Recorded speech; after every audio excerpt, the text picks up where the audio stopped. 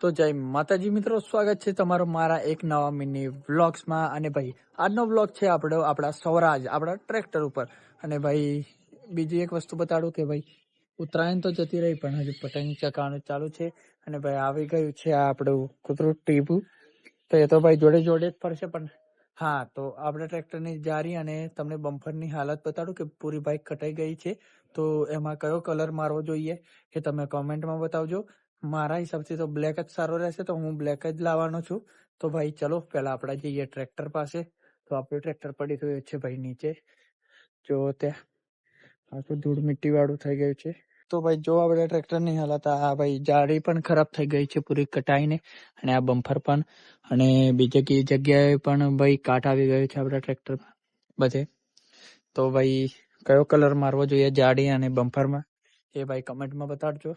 અને ભાઈ સાથે સાથે આપણે ટ્રેક્ટર પણ દોડવાનું થઈ ગયું છે. જો ભાઈ ટ્રેક્ટર કેવું થઈ રહ્યું છે, આખા ટ્રેક્ટર ઉપર ભાઈ દડ દડ થઈ ગયો છે. તો ભાઈ ટ્રેક્ટર પણ આપણે દોડી નાખશું.